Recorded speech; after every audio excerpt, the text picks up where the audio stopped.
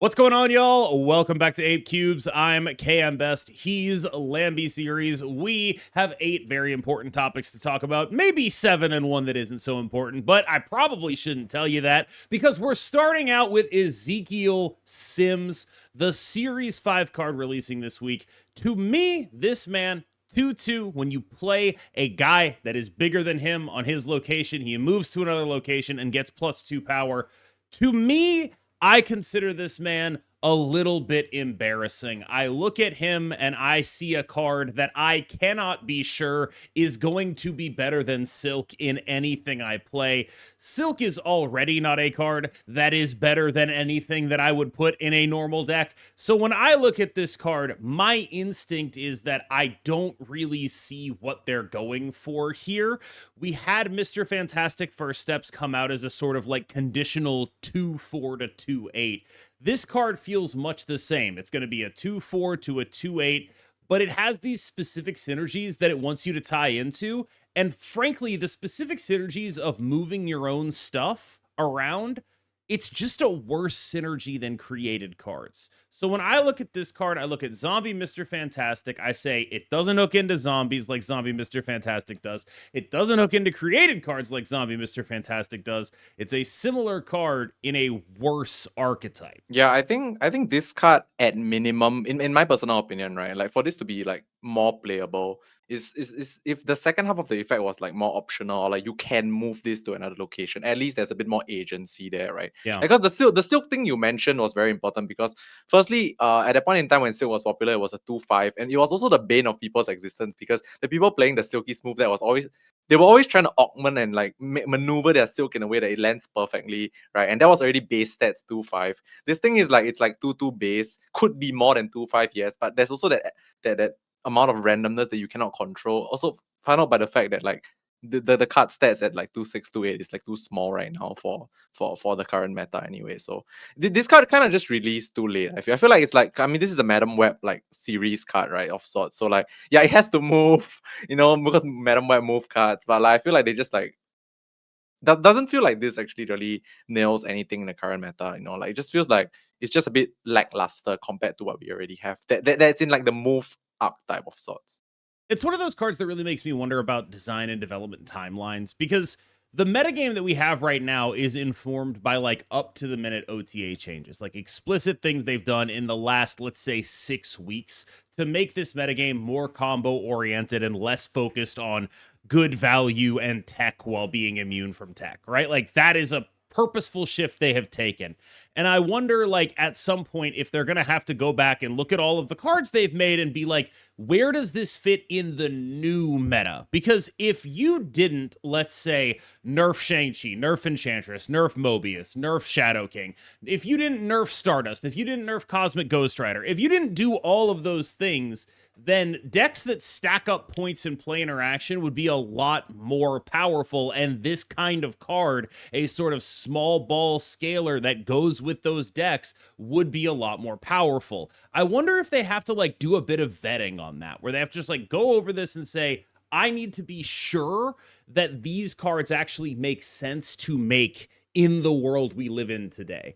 And I don't necessarily think it's a good thing that they might have to think about whether these cards make sense in a world we live in today, because we're not always going to live in that world, as those OTAs showed.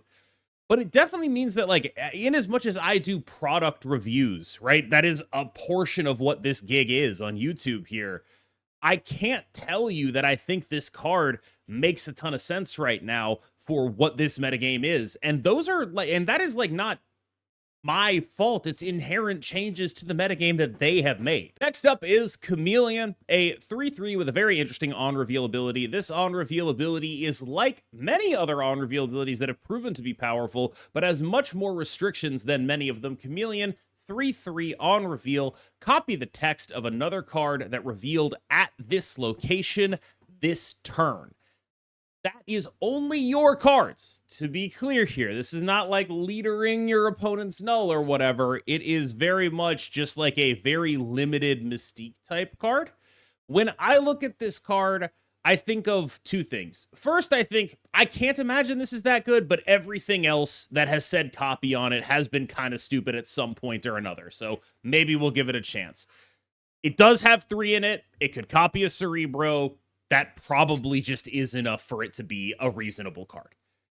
The next thing I see when I see Chameleon is there like a way for me to mess around with this in a way that is stupid enough that allows me to do something really dumb with like an Invisible Woman? Because those cards reveal on the final turn of the game. Is there like a 6 that I really want to copy where I can go like Invisible Woman, Chameleon, or Invisible, like a 5 maybe? Invisible Woman 5 and then Chameleon? Is that the kind of thing I can get done? Because Chameleon would have to be after the 6. I don't exactly know if there's a way to make that work, but when I see that, it's like, all right, is there something there? Is there something I can do with that? Is there something I can do with a Malekith? Does this let me do anything other than Cerebro 3? The funny thing is, like you mentioned, the fact that this fits perfectly as a copy Cerebro card already makes this kind of like insane, right? Like we all know by now how much power Cerebro is. Like this is literally a second copy. Like this is your basic final turn. Like it's just 3+3. It's so simple, and then you just win. So like I feel like people will just do that, and then some other people will experiment, probably fail because the 3+3 in Cerebro is just the nuts. Like I cannot think of anything else outside in terms of power level after like that statement was mentioned.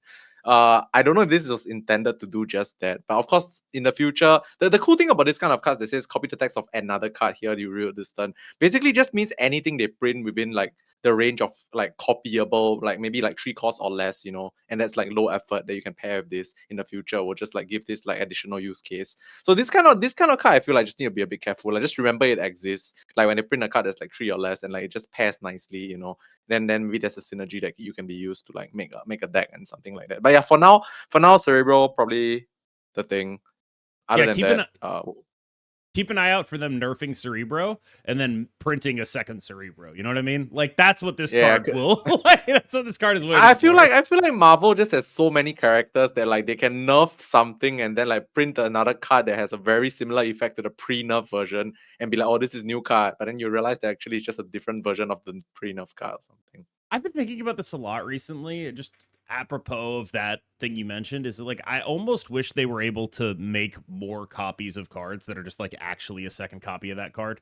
Because I was thinking about this recently, where it was like, okay, if I like, what would I do to have a second Patriot in my Patriot deck? Why is there not another card? Patriot? Yeah, like not like literally just Patriot, but like something else that plays around in the space of cards with no abilities and doesn't directly anti-synergize with them the way High Evo does with Patriot, right? Like it's just like I just feel like there's room for archetypes that don't necessarily have the biggest enabler, right? Like what if instead of buffing Cerebro, they just made another card that worked like Cerebro but in kind of a different way, right? Like isn't that just like a more interesting kind of way to do deck building rather than putting more power on the one card, sort of diffusing it over multiple? It's a thought I've had a lot. It's like, I don't know if they can do that with the way their system is set up for card distribution. I really don't. And it is quite interesting to consider. Superior Spider-Man in review 3/4. When you have a card that has green power, Superior Spider-Man looks at it and gives you +1 energy at the beginning of each turn.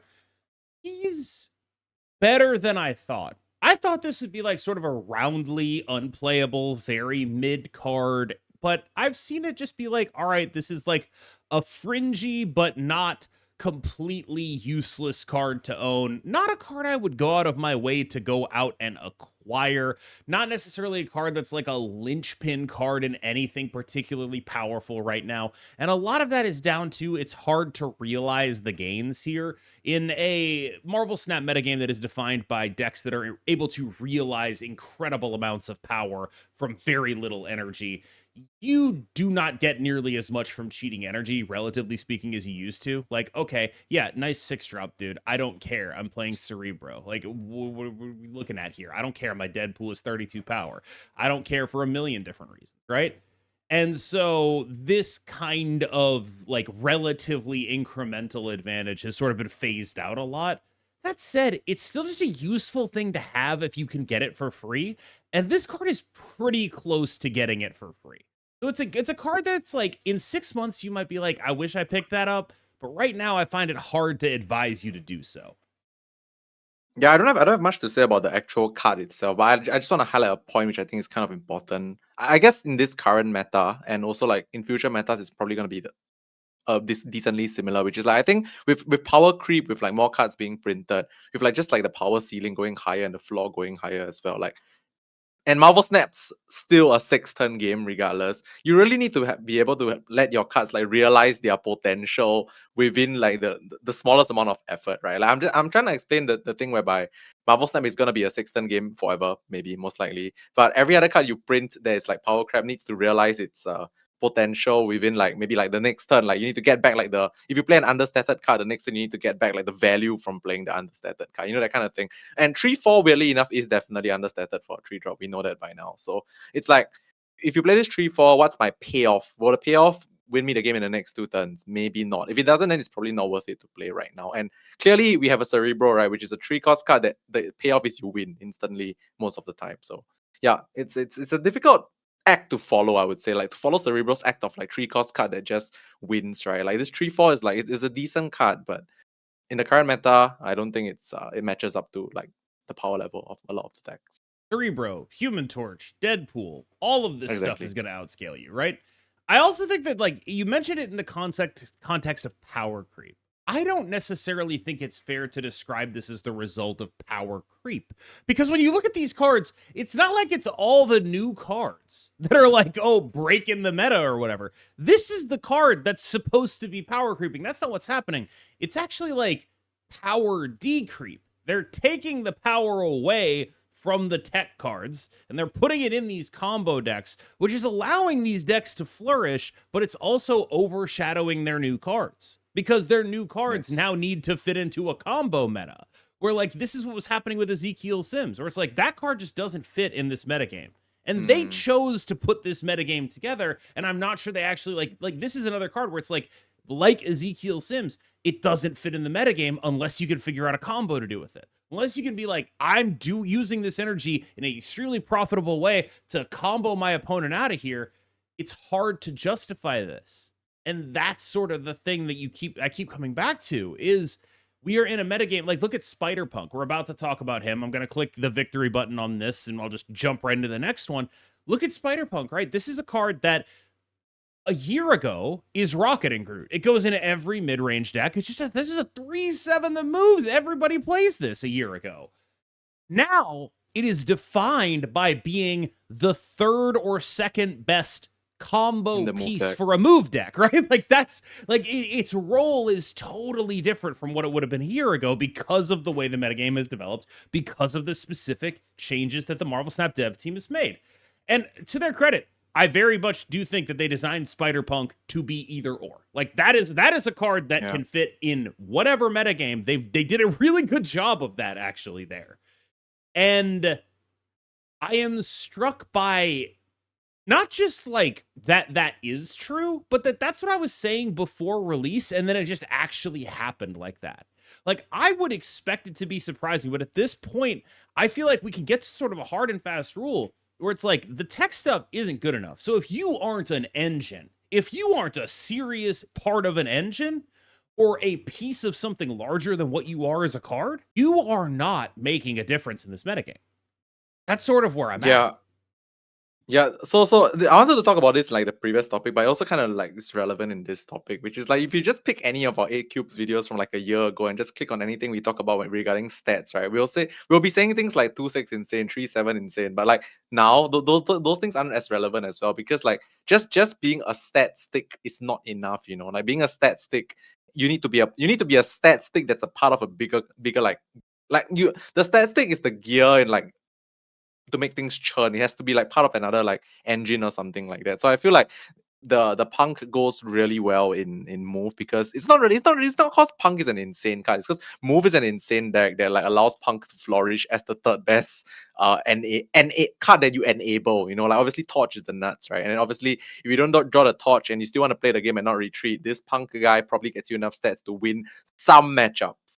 Yep. But obviously the torch wins every matchup. So like for example, it's what I'm trying to say. So this is just like your backup plan. But I guess it's fine, right? Like I guess move is a deck that's like I think maybe 3/4, I guess half engine, some power cards, and then some tech, and then it just all blends together as a deck. So I feel like Punk being the second, third best like option to like unleash your stats is fine versus certain matchups because you have tech cards to shore up the lack of points if you don't have the torch.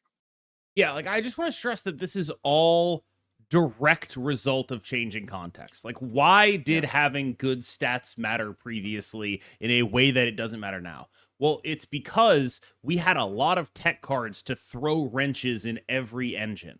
All of those cards were not necessarily universally applicable, but A, more powerful, and B, more applicable than they are now. Cards like Cerebro that were very difficult to interact with had less power in them. Cards like Invisible Woman First Steps that are very difficult to interact with didn't exist. Shang-Chi did more stuff. Enchantress was cheaper. Shadow King was cheaper. All of these cards were better, and the context around them was better.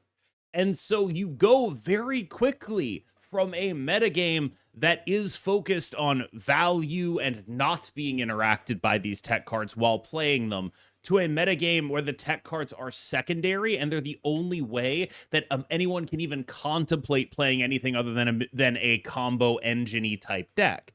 And so when you look at a new card, for at least right now, until something changes, my heuristic is going to be, is this either an engine in and of itself, Cerebro, V-Hand, Invisible Woman First Steps, or does it fit into an existing engine in a real way, Spider-Punk, right? And speaking of engines in and of themselves, I think it's reasonable to call our next card an engine in and of itself. That is, of course, Man-Spider, who I'm gonna break like the veneer of professionalism here just a bit to tell you a little bit of a story about the title to this here.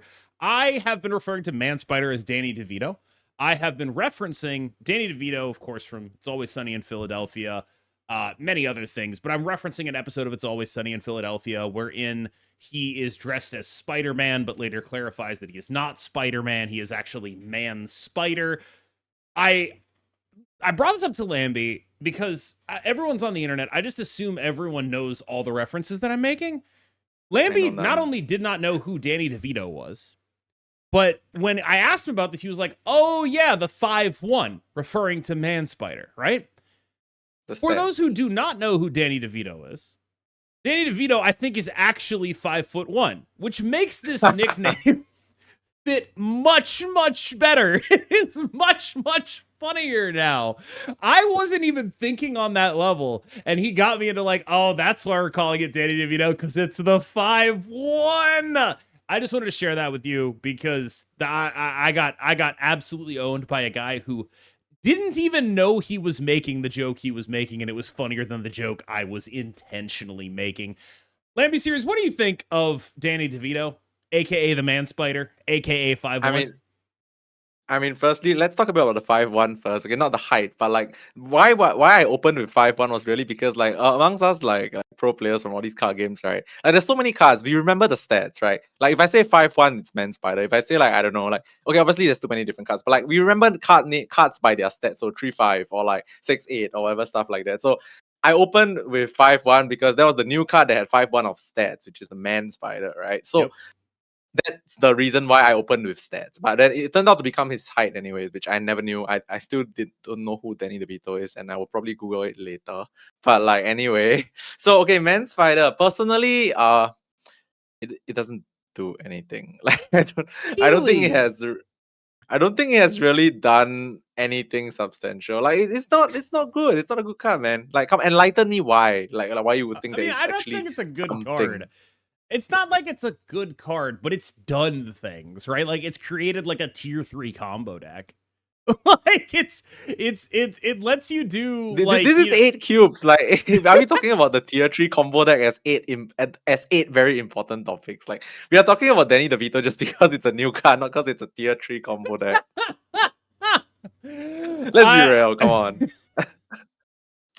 I mean, I don't know. I think there's potential in this card. I just don't know if it's been realized because the way this card plays out is like reverse Shuri, right? With like a higher ceiling because you can get multiple merches and do really stupid stuff.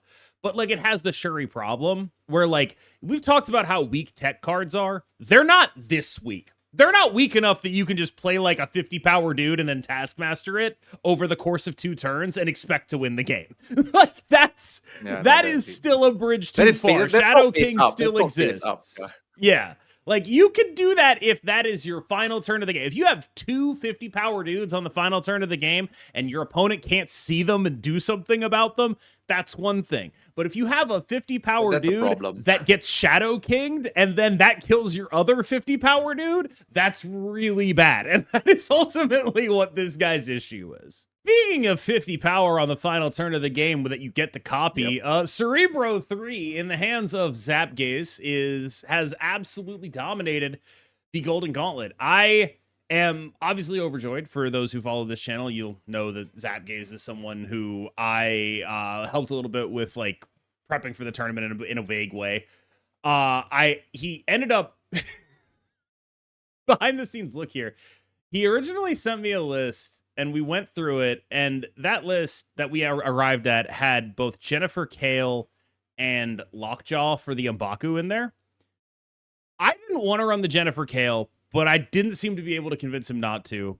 I eventually mentioned this in my main Discord, and Cerebro 3 main Jay Walla got in touch with Zapgaze and was like, please don't do this. So Zapgaze played a much more restrained list, which clearly worked out and won the Golden Gauntlet. Congratulations to Zapgaze.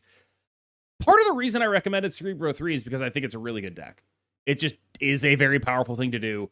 But the main reason is nobody plays any of the stuff that can reasonably beat it because there aren't a lot of things that can reasonably beat it. In a world where we talk about tech having answers, like, oh, people play Shadow King for move, people play Mercury for move. The only tech card for Cerebro is Red Skull. It's like you're not teching in a 5/14. It's just not a thing you do. And so that is largely the biggest thing about Cerebro is that, like, it's just a deck that gets to bully people who don't play meaningful interaction. Like, oh, yeah, you got an Enchantress, you got a Cosmic Ghost Rider. I don't care, dude. I have a Cosmo. And even if you play the Red Skull, there's a Rogue in the deck. And so it's just like, there's just a lot of power in that deck that I think people don't respect. Like, honest to God, I think Cerebro, for a while, a little bit now, has been one of the best decks in the game. And I think people have been focusing exclusively on move to the detriment of, like, realizing what's going on here. Yeah, so I'll be honest here. So if I played this tournament, I was probably going to play just the best deck with flexibility. And I was definitely going to choose something like move, personally. Yeah. It's really just, like, something that I do well with, right? Flexibility, and then there's power, and it's a good deck, that kind of thing. So Cerebro is one deck that I know is powerful, but I'm not as shocked that its play rate was low in the Golden Gauntlet like finals, simply because I'm assuming that a lot of the players, like, they're at the top of their game right now, are good at Conquest, right? Like, I'm assuming. So, like, Cerebro's not supposed to be a good Conquest deck in theory, right? Because this is not something that we talk about very often. But the thing is, in Conquest, you play against the same opponent, the same deck, and then you get to see, like, what many locations across that battle mode, right? So Cerebro's not exactly a good deck to play into, like, weird locations, obviously. But, like, I guess the power level is so high to the point, and if you snap well enough and just leave on the bad locations, you know, like, maybe if the second location reviews and it's bad enough, you just, like, leave. Don't wait to the last one and lose 2 cubes or whatever.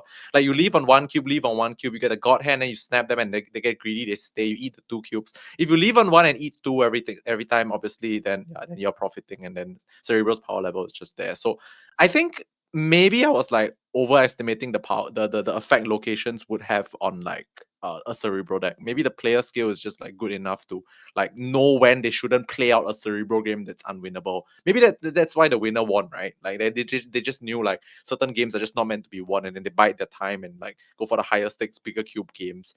Man, I miss talking about Conquest anyway. I gotta tell you, there was a game where he came up against what I can only describe as the hardest hard counter possible, which was like a nightmare ramp deck with Red Skull just in it. And then locations as well, right? Yeah, and he won that in a very great display of understanding how to win those edge cases. One of the things that was really impressive to me about him was how willing he was in those situations to just be like, A, you don't have it, and I have to call that you don't have it here, because if I just I love retreat it. every time to it, I am going to lose this. And B, how willing he was to just be like, I mean, like, yeah, there's a Nidavellir here, but also I can get 12-12 and the Nidavellir and not actually be a Cerebro deck here. And it's like, you kind of have Yeah. to beat Like that just too. play more cards Yeah. than the other deck who plays less cards, right? And then you win in the Yeah. Valir because of number of cards. It's very good recognition, like a good player recognition thing whereby like you just know that like this location is meant to make me like lose, but there's also a way to play around it. Yep. Because they think that you will lose and retreat, but you can play in like instead of just like retreating, right? You just play 4 things and they can only play 1. You know, that Yeah. kind of thing. And then you And just win because in the Valir. I will say, he lost that game based Okay. entirely on just he had a choice of where he could put one card and he put it in the wrong location. But 50-50, the okay. fact to even get a game where you have an active Nidavellir with your Cerebro deck against a Red Skull deck to a 50-50 is like, that's just an exact example of like what you're doing there. Like, you could not ask for better. Those are the kinds of games that, as the unfavored deck, if you see a avenue to victory, you probably should Yes. take it because your opponent probably thinks there's no way you win, right? Like you see Nidavellir, right? Versus a Cerebro, that you're just like, I got this, man. I just do whatever and I win. But like the Cerebro player, if they see the avenue to victory, they should probably take it. They probably get some cubes there, in theory. I mean, the cube equity there for him was insane because he's got to be It's below huge, 50% right? Yeah. in the matchup to get it to come down to a 50-50 on that situation. Crazy good. They cannot replace Conquest, man. I think I'll be done. I love Conquest. I do not love Conquest. But tell me a little bit more about Move and like what your thinking was there, because I think Move is, God, I don't know. I don't know. I don't know if I think it's overrated per se. It's obviously, I think, the best deck. I think it's like very clearly the best deck. But it's the best deck in a way that's like never unbeatable. Like when I play against a Cerebro, it's like, okay, I cannot beat this because of the way its power is diffuse. When I play against a Move deck, it's like, I have a read here that can win this game. I can read this game every single time. And I won't always get the right read. I probably mostly won't get the right read, but it's there. It could have happened. I think I'm going to talk about Move in the context of, because I mentioned so much about like Cerebro in Conquest, right? So I think I'm going to talk about Move with respect to Conquest as well, because I feel the thing about Move, which is differs from Cerebro, is that Cerebro, you kind of need to know when you can go big. I feel like Move is just a more consistent deck whereby there's less random things that screw you over, right? So you can probably play more hands and more locations and just like grind them out, because the deck's just generally more consistent and it's like a overall like consistent powerhouse, right? It's not, the point ceiling is for sure lower than Cerebro, obviously, but like you can play more situations than Cerebro, I feel. So I think that's one of the things that I like about like top decks that can do that, because like it's just like a generic like good points like engine, and then there's some tech and there's like less things that screw you over, so you can probably see more locations and play more hands than the Cerebro deck. But of course, like if it's a head-to-head thing when locations don't screw you over on both sides, Cerebro's gonna win every single time because the point ceiling is just way higher, right? So I think in terms of like just like the fact that you can play into more situations is why I personally favor Move, as a deck compared to Cerebro. But yeah, at the end of the day, I think both decks are strong, but Move is just the one that I think you just get to play more random situations than Cerebro, is my opinion. Lambie started explaining the premise for this topic, and I told him he was 2 years late to this conversation. So I'm just going to let him go, wind him up, and he will tell you something that if you watch me, I have maybe been saying for my entire life. Okay, so I know I've known this for a long time. I just never really like had an avenue to talk about it. I've known this for a long time, and because I also did a bit of like psychology here and there, so I kind of know this is true. But okay, so this is the thing. When people say GG, the meaning of GG has been lost in games for the longest time already. If you guys think about it, right? So GG is supposed to be a good game, right? But usually when you get your opponent saying GG to you, just think of the situations. 9.5 out of 10 times they actually won that game, right? So GG is not exactly like a good game. GG is just, hey bro, I owned your ass. That's basically GG right now. If you think about it from a very like your personal experiences kind of thing, right? GG is not exactly good game anymore because The people ratio associate is good with definitely off. Like the ratio is people definitely associate off. good with they won, right? Like no matter what happened in the game, if they won, it was good, you know. But even if they lost and the game was like a very highly contested battle of wits, but they lost, it wasn't a good game. So obviously, this doesn't apply to everyone. Some people might just be nice people that like to say GG after every game. There are those people. But if you are generally competitive and you compete with other people, you will tend to notice that GG only comes when they win. And obviously, if you're not this subset of people, then it's fine. But like most of you can relate. I think I would I definitely hesitate. can relate. I would hesitate to say it's only. The ratio is definitely off though. Like Yes. it's there. Magic the Gathering Arena ran this experiment where, or not experiment. It's not. It's just like a thing they did. This is just sort of a side effect. They were like, "Are you happy with how this game went?" And smiley face, frowny face. And they're obviously asking about the experience of playing the game. But what happened was whoever won would hit the smiley face. And so like the biggest determinant of whether or not you thought the game was good was you winning it. And that's like basic psychology. Correct. It's not worth getting mad at. Like I understand this is a thing that like is just basic human, and like I enjoy it more when I win too. I can see that it was a good Makes game sense. that I played well in because I see my perspective of it, right? So when I'm doing awesome stuff and I play well and I win, it's like, oh yeah, GG, that was awesome. That was so cool. Your opponent probably didn't think it was awesome getting his shit kicked in. Yeah. Like, that's usually the thing. People ask me like, do you like it when people like GG you even when they lose? And the answer is I should, but in order to maintain my like sort of like policy, I don't want people talking to me at all, right? Like even if you lose, I realize it's the opposite thing. I just don't want to be the kind of person where it's like, oh, Cam only likes getting GG'd when he wins. Because that's the exact thing that I think sucks, right? Like I don't want to do that to other people, right? So for me, it's just like, let me wallow in my loss, all right? let me just Actually, let me just so this take is a very the L, bro. It's a very interesting point because okay, so now let me like give you guys another take, which is very similar to this. I just thought of it because I think I've been like thinking about all this kind of things a lot recently. But like, so if someone is like they beat you in a game, right, and then they're like, "Yo, bro, I high rolled you so bad, GG," that kind of thing. I didn't mean to do that kind of thing. Yeah, correct. Because to me, it's like they're like apologizing for high rolling you, right? But in my opinion, is you only apologize when you're never gonna do it again. But it's so weird, right? If you get another God hand or perfect curve, you will win the game, right? You're not gonna be like, oh, I feel bad. I guess I'm deciding not to win. So like to me, it's like if you apologize to me after you beat me, like, are you not gonna beat me again next time if you have the chance? You are, right? Yeah, so like, are you please sorry? don't apologize. Like, what are you sorry? No. I realize a lot of people don't realize that it makes the other person feel worse. Like apologizing for high rolling is the craziest thing to me in my opinion. Look, because dude, there is nothing you can do to make me feel better, and it's not your responsibility. Yeah, like just don't say anything and it's fine. Like, yeah. The game gifted you a perfect hand. Just take it. You don't need to tell me you're sorry for the perfect hand, because if you get it again, are you gonna tell me you're not gonna try and win with the perfect hand? You get what I'm trying to say? Yeah. So yeah, I mean, this topic's a lot longer than I thought, but I think you nailed it with like you don't apologize for stuff you do every time.